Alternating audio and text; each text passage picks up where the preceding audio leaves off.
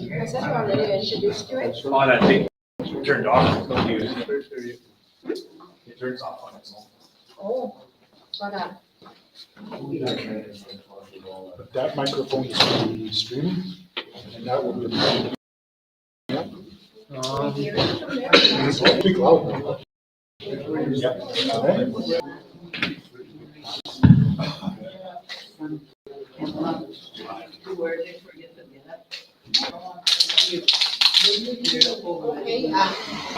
Okay, so now we're going to have a presentation done by Rick from ODK on the development that we're going to be doing on the Dolphin.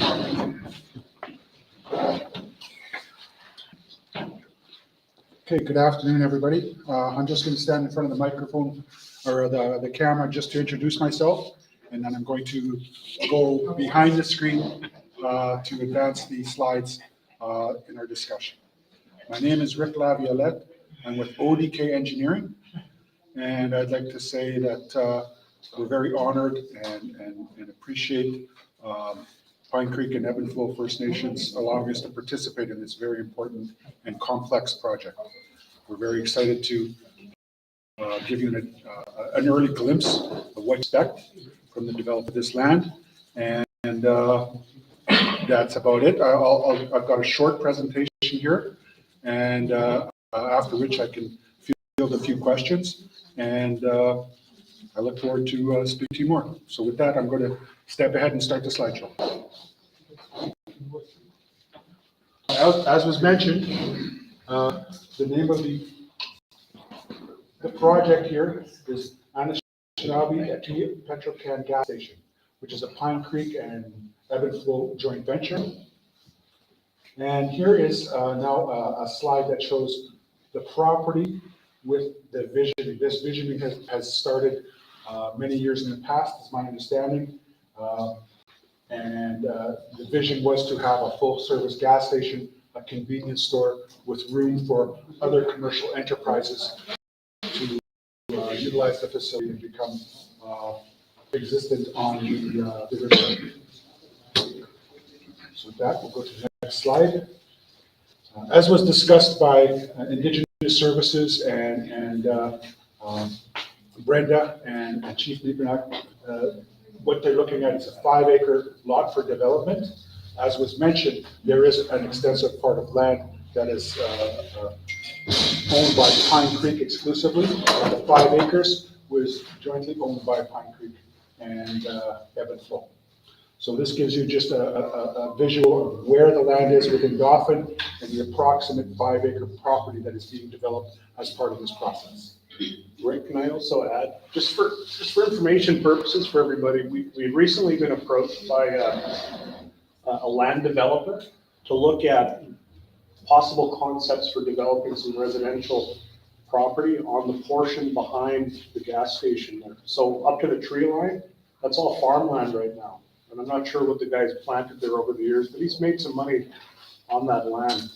What we want to look at possibly doing is developing that into a residential area so that we would have an urban reserve with people being able to live on reserve in the city of Dauphin.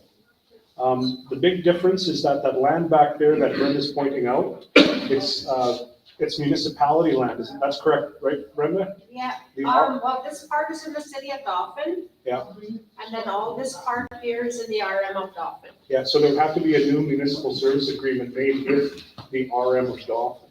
But there's opportunity for, residential development, and we could have people living in the city of Dauphin, but living on reserve in the city, which is I think a huge opportunity for us as well.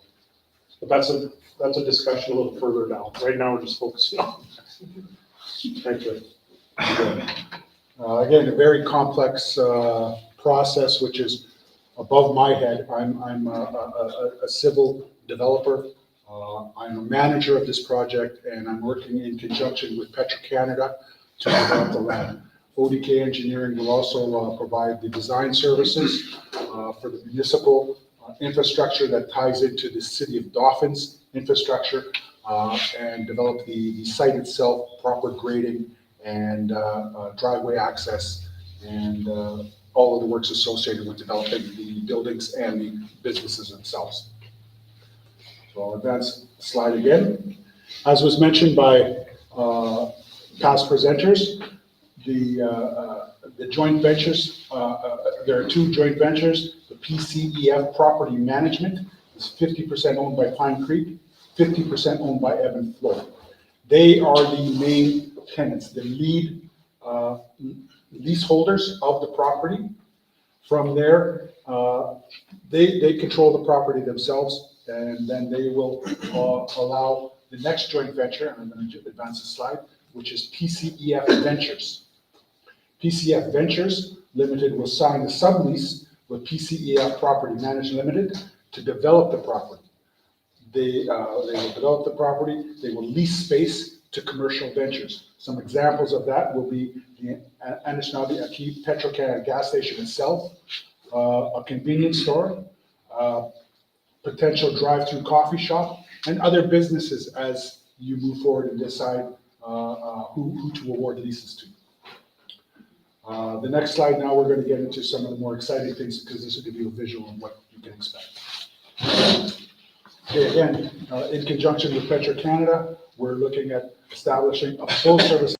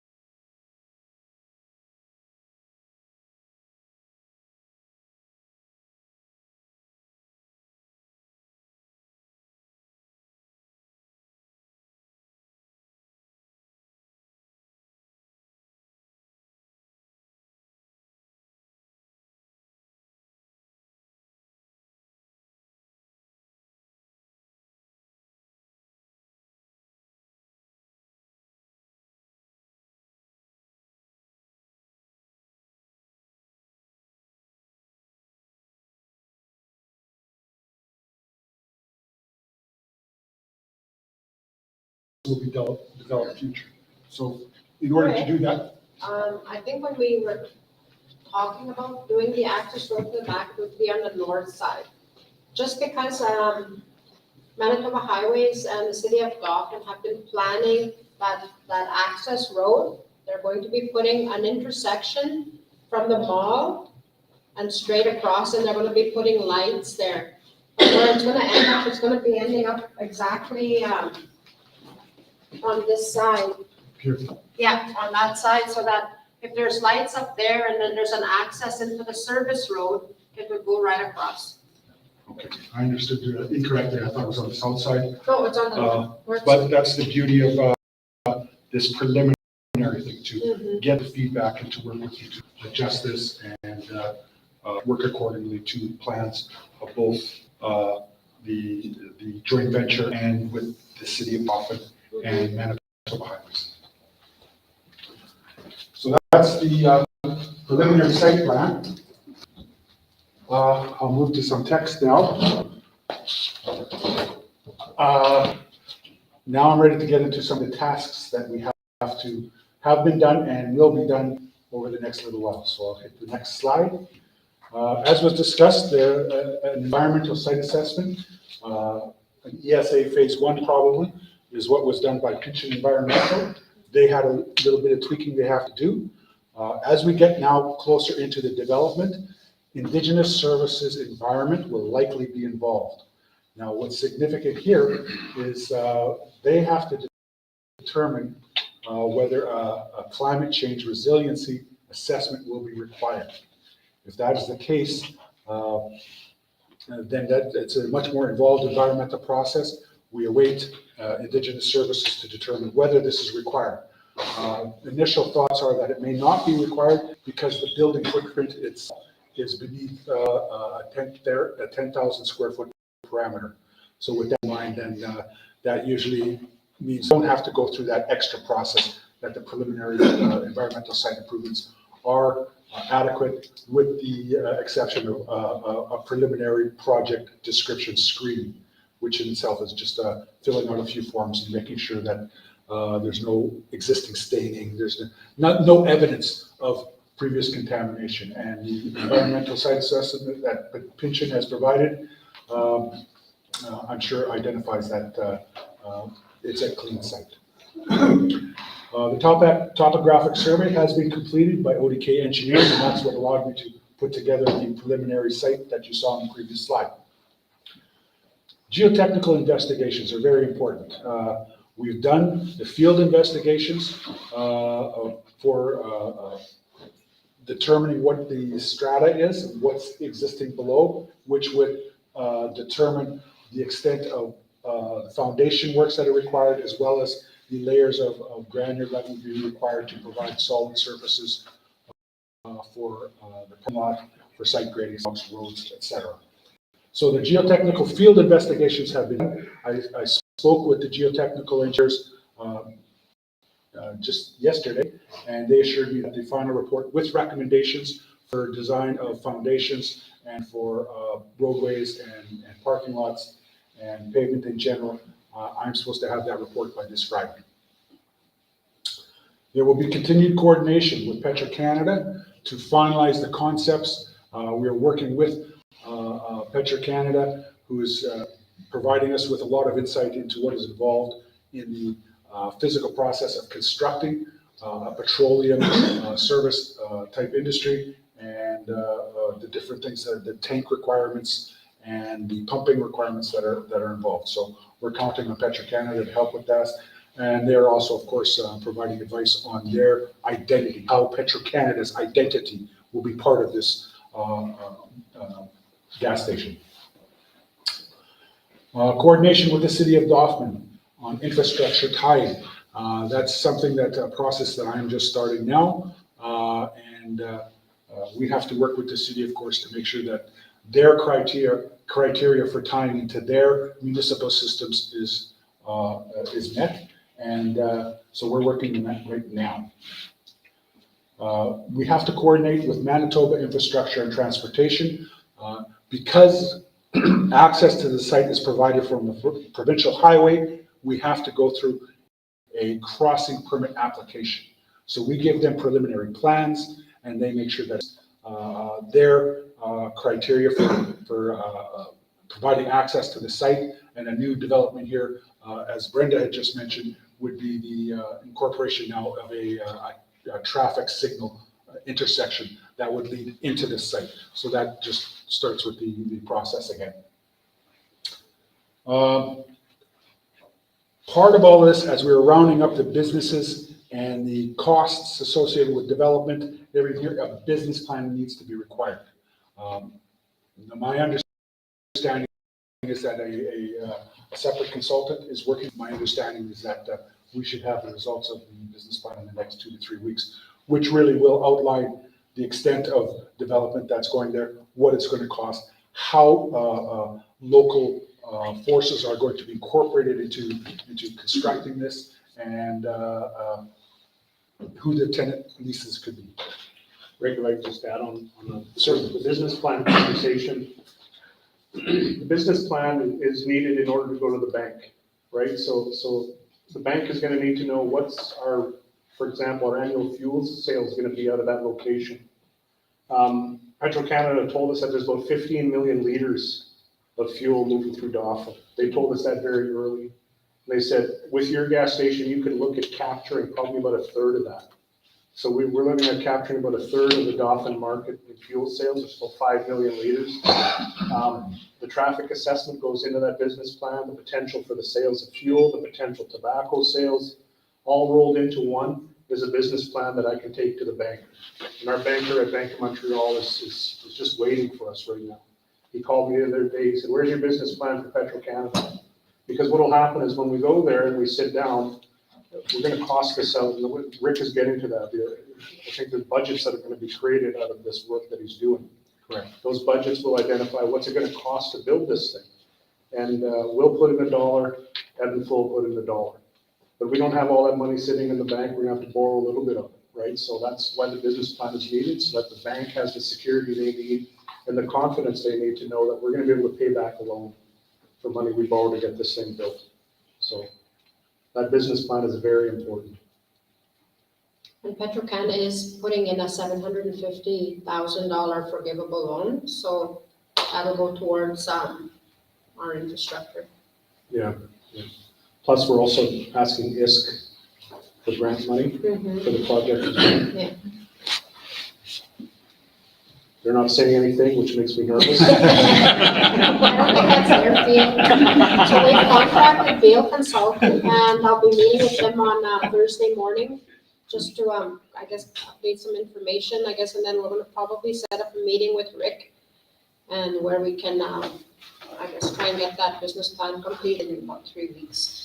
Yeah, I'm expecting that I will be involved somewhat, that the company will reach out to ODK to start identifying costs. Yeah. As we identify costs, again, we need to get concepts as close to final as possible to know the extent of the footprint of the building and the development. And then we would come up with what we call a Class C estimate, which is plus minus 25%. And then as we move into the design into say 66%, then it moves to a Class B cost estimate. Class B estimate is usually 10 to 15% plus or minus. Once we finished all the detailed drawings, then we get to a Class A estimate. That's when tender-ready documents, and we go to Class A estimate, which is plus minus 5%. And then once you release a tender, the contractors will, in the end, tell you what it's going to cost. That's all going to be part of the business plan, up to the Class C. I believe the business plan only requires a Class C at this point. And then as we move forward, those costs get refined. So I'll move to the next slide. This is more of the task list. Now, this is where Petro-Canada is going to be helpful. We're developing right now a request for proposal or an RFP for equipment, petroleum equipment pre-order. We need to advance a contract with a petroleum company that manufactures and installs this company this equipment, because it is there's a lot of lead time that is required for this. It could be as much as 8 weeks, could be more, could be 6 to 8 months.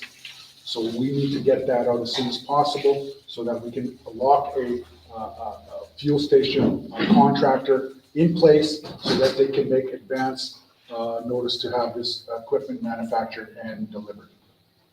While we're doing that, we're going to finalize the building and site design based on the concept finalization, who is going to be in this building, how the site is going to be further developed, access to the future development areas, development of the intersection, the traffic light intersection, all of those things need to be sorted out. That becomes part of the final building and site design. Once we've got that in place, we've got the design finalized, then by that time, the fuel storage and pumping equipment installation will be coordinated. So now we've got a contract supplying the fuel station petroleum-specific products. But now we're going to enter into a tender stage to get a general contractor for the general building and site development.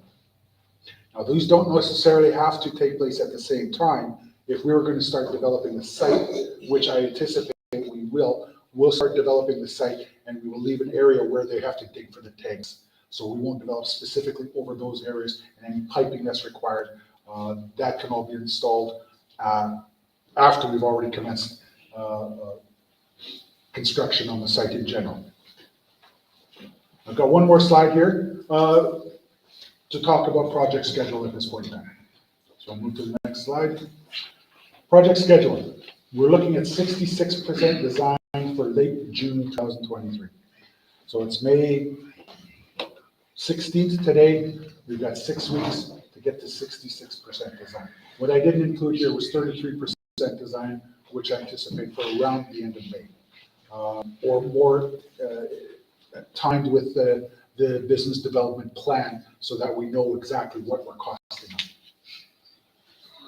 on. The issue RFQ for the petroleum equipment suppliers, we're looking at around the end of May. We can get advanced start on that, and that's what we're doing. So we've got a couple of weeks to get the RFQ out to secure petroleum equipment suppliers. This is where I will be working a lot more extensively with Petro-Canada. Now that I understand an agreement has been signed with Petro-Canada.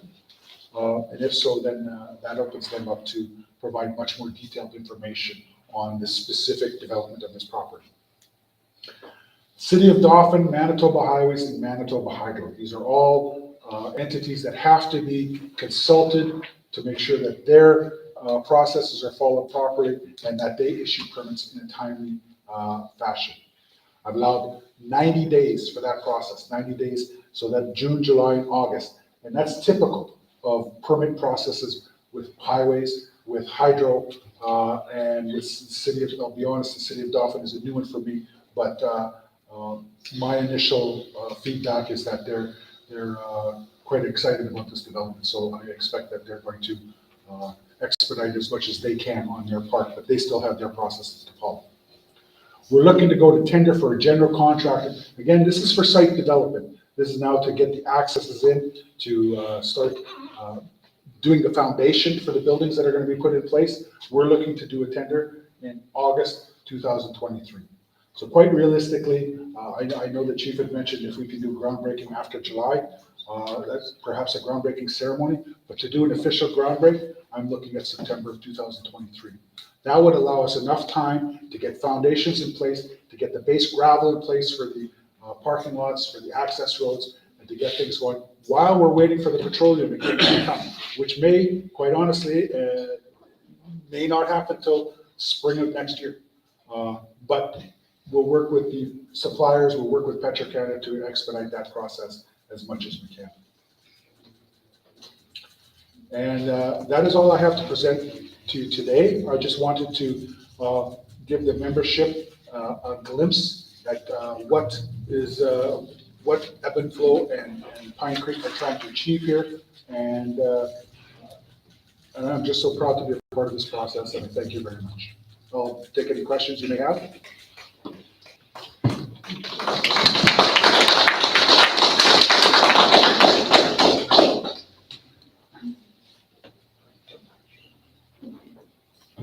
There was one question by an elder if it's going to be a 24-hour Petro-Chem gas station. Did you say there is going to be on a different site somewhere? Is there a plan that it's gonna be 24 hours? I guess that would be a part of what our business plan would identify. If it would be a feasible, would it be feasible to be open 24 hours at maybe? Maybe like with a locked door, but somebody like serving through a window. We'd have to really figure that out with the business plan.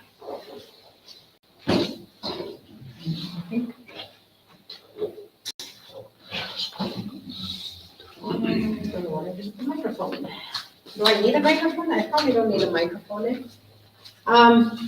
So what we're proposing with the gas station, like we have 5.6 acres there that we're gonna be converting. I think the gas station takes up the first 3 acres, right, Rick? That's, yeah. So we have about 2.5 acres left on that section that we probably will look at further developing into something. I know I said I was gonna try and throw some ideas out there, like what would people like to see developed on that property? But maybe it's something that we could talk about like later on. Oh, giant tiger. That's why I said giant tiger and everybody went, yay! I think there was previous discussions about having the giant tiger there and maybe it's something that can be brought back up again.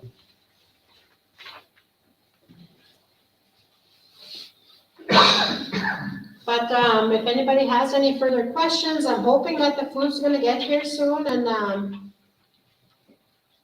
there's no questions on the live stream? Nothing? Okay. I think it should be 24/7 service for gas.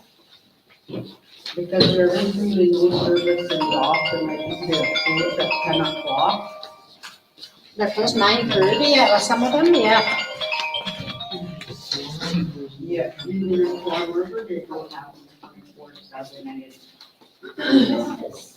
would create a lot of jobs too for band members from Pine Peak and The Metro Can in Swan, outside, that's 24 hours.